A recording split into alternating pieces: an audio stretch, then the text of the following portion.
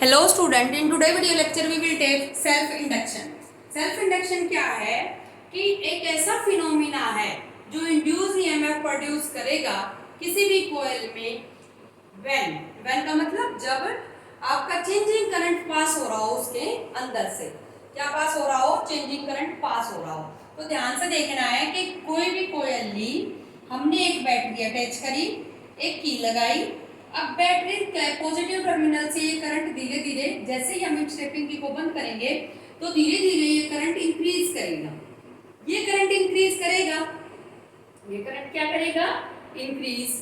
अब ये धीरे धीरे करंट इंक्रीज कर रहा है तो नंबर ऑफ फील्ड लाइंस क्या है, बढ़ेंगी, क्योंकि हम ये जानते हैं phi is directly proportional to I. ठीक है, यानी कि धीरे धीरे ये करंट इंक्रीज करेगा, मैग्नेटिक फील्ड लाइन चेंज होगी। मैग्नेटिक फील्ड लाइन चेंज होने की वजह से क्या चेंज होगा, आपका फ्लक्स चेंज होगा। क्या चेंज होगा, फ्लक्स चेंज होगा। और फ्लक्स चेंज होने की वजह से ईएमआई की वजह से इंड्यूस करंट आएगा। क्या आएगा, आपका इंड्यूस करंट। और जो इंड्यूस करंट आएगा वो अपोजिट डायरेक्शन में फ्लो हो रहा है बच्चे। अब इस कॉन्सेप्ट को समझना है कि वो अपोजिट डायरेक्शन में क्यों फ्लो हो रहा है। अब आपका आई भी फ्लो हो रहा है P1 से P2 और ये धीरे धीरे इंक्रीज कर रहा है, ये इंक्रीज कर रहा है। जो इंड्यूस करंट होता है वो लेंजिस लॉ को ओबे करता है। लेंजिस लॉ ये बोलता है कि जो इंड्यूस करंट का जो कारण है बनने का, उसी को अपोज करना है, उसने उसी को क्या करना है, अपोज। तो आई भी क्या है, P1 से P2 की तरफ है, इसकी डायरेक्शन इधर फ्लो कर रहा है, तो वो क्या करेगा, उससे अपोजिट डायरेक्शन में फ्लो करेगा। ठीक है, सेकंड फिगर के अंदर हम सर्किट को क्या कर देते हैं, ओपन। इसको की को क्या कर देते हैं, ओपन। तो जो मैक्सिमम वैल्यू थी बैटरी करंट की वो धीरे धीरे डिक्रीज करेगी। अब इसमें P1 से P2 डिक्रीज कर रहा है करंट, तो लेंजिस लॉ के अकॉर्डिंग जो इंड्यूस करंट आया, इंड्यूस करंट किसकी वजह से, करंट की वैल्यू डिफरेंट डिफरेंट आई, उसकी वजह से मैग्नेटिक फील्ड डिफरेंट डिफरेंट होगा, नंबर ऑफ लाइंस डिफरेंट होंगी, फ्लक्स डिफरेंट होगा। तो इंड्यूस करंट की जो वैल्यू आई, आपका इंड्यूस करंट जो इस फ्लक्स चेंज होने की वजह से आया, अब ये क्या हो रहा था, करंट डिक्रीज हो रहा था P1 से P2, तो इंड्यूस करंट उसको क्या करवाएगा, इंक्रीज। तो इंड्यूस करंट की डायरेक्शन P1 से P2 रहेगी। अब flux is directly proportional to I। Flux किसके डायरेक्टली प्रोपोर्शनल है, I के। अब हम phi equals to Li, directly proportional को रिमूव करेंगे तो we put a constant that is self inductance और कोएफिशिएंट ऑफ सेल्फ इंडक्शन। उसके बाद if I equals to 1, simple सी लैंग्वेज है बेटा कि किसी कॉइल के अंदर से अगर 1 एम्पियर का करंट पास हो रहा हो तो उस केस में जो फ्लक्स की वैल्यू होगी वो किसके इक्वल हो जाएगी, सेल्फ इंडक्टेंस की।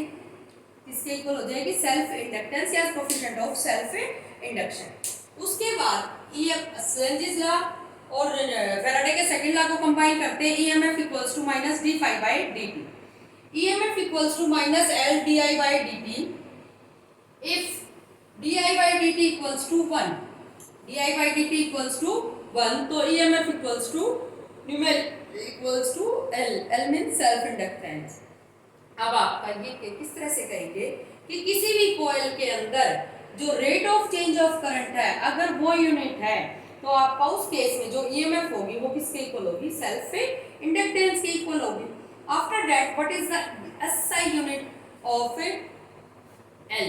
L की क्या कैसे यूनिट निकालेंगे, तो L equals to E di upon dt, EMF by di upon dt। अब EMF कितनी है, अगर वो 1 वोल्ट है, 1 वोल्ट है, और ये क्या है आपका di by dt कितना है, आपका क्या लिख सकते हैं, 1 एम्पियर सेकेंड माइनस 1। तो उस केस में हम इसको क्या कंसीडर करेंगे, 1 हेनरी।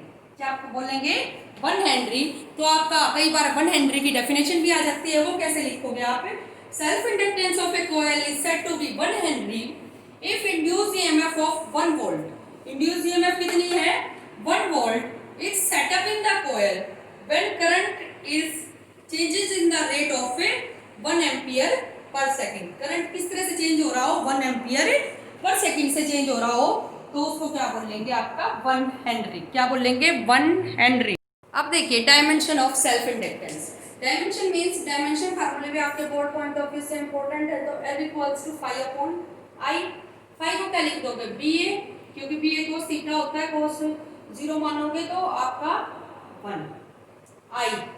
अब ये क्या होता है, मैग्नेटिक फील्ड होता है आपका बी, मैग्नेटिक फोर्स का फार्मूला आपका वहां से निकालोगे तो आपका क्या होता है, F equals to Q B B sine theta, ठीक है, B equals to F by Q B sine theta, यही तो वैल्यू डालनी है आपने।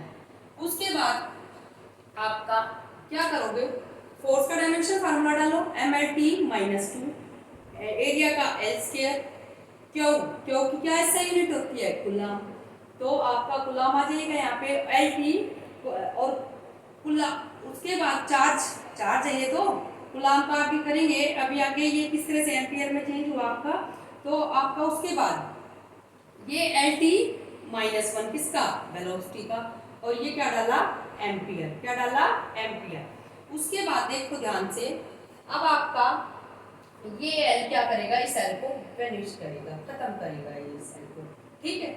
उसके बाद I equals to Q by T होता है बच्चे, I equals to Q by T, तो क्यू का हम एक और डायमेंशन फार्मूला लिख सकते हैं आपका AT, क्या लिख सकते हैं, AT, तो यहाँ पे हम C की जगह पे AT भी यूज कर सकते हैं, ये T और ये T क्या हो जाएगा, 1 बन जाएगा, और ये A और ये A बनेगा आपका, तो ये A स्क्वायर नीचे से ऊपर जाएगा तो it becomes M L square T minus 2, A minus 2 is the SI unit for self inductance.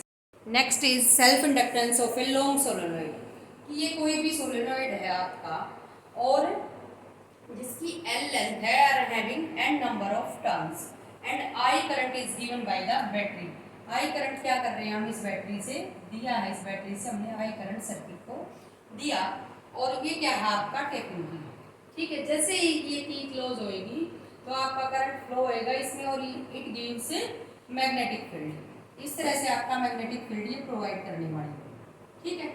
क्योंकि आपने पीछे भी आर्टिकल्स में पढ़ा है कि सोलेनोइड के अंदर आपका पैरेलल लाइंस जाती है, मैग्नेटिक फील्ड के अंदर क्या जाती है आपकी, पैरेलल लाइंस, ठीक है, इनसाइड में। उसके बाद जो एरिया वेक्टर होगा, एरिया वेक्टर ये है, इसका एरिया वेक्टर ये, क्योंकि आपका कोई भी मान लो इस तरह से ये टर्न इस तरह से होगी तो इसके ऊपर एरिया वेक्टर यही तो होंगे परपेंडिकुलर, इसके ऊपर जो परपेंडिकुलर होगा वही क्या होगा, इसका एरिया वेक्टर। अब ये इलेक्ट्रिक, ये मैग्नेटिक फील्ड है बी, मैग्नेटिक फील्ड है आपका, इसके बीच में और इसके बीच में एरिया वेक्टर के बीच में कितना एंगल बना, 0, कितना एंगल बना, 0, तो आपका फ्लक्स की वैल्यू क्या होगी, phi equals to B A, क्योंकि हम फ्लक्स जानते हैं, magnetic flux is given by B A cos theta, B A cos theta, और इस फील्ड के बीच में और इसके बीच में एंगल हो गया 0, तो कोस 0 क्या हो जाएगा, 1, इतना क्लियर है। उसके बाद जो मैग्नेटिक फील्ड जा रहा है, हमने पीछे डेरिवेशन कर चुके हैं इसका, कि मैग्नेटिक फील्ड की वैल्यू क्या होगी, mu naught N I, N क्या है, number of turns, small n represent number of turns per unit length, I represent current flowing in the solenoid, और म्यू नॉट क्या है, permeability of a free space. अब phi equals to क्या आ जाएगा, B A, phi equals to क्या है, B ए, तो आपका ये वैल्यू वहां पे डालेंगे, बी की जगह पे डालेंगे, एरिया क्या उसकी जगह पे डाल दी म्यू नॉट एन आई, ए साथ में लिख दिया, और वो ऊपर वाला तो था आपका फर्स्ट केस में, ये बड़ा फ्लक्स था फॉर 1 टर्न, ईच टर्न के लिए। अगर number of turns capital N है, नंबर ऑफ टर्न्स कितनी है, कैपिटल एन, और N is given by N, इस तरह से गिवन करते हैं number of turns per unit length, तो आपका एन की वैल्यू क्या हो जाएगी, एन इंटू एन, मल्टीप्लाई कर दिया नंबर ऑफ टर्न्स, आपकी एन के लिए ये फार्मूला आएगा।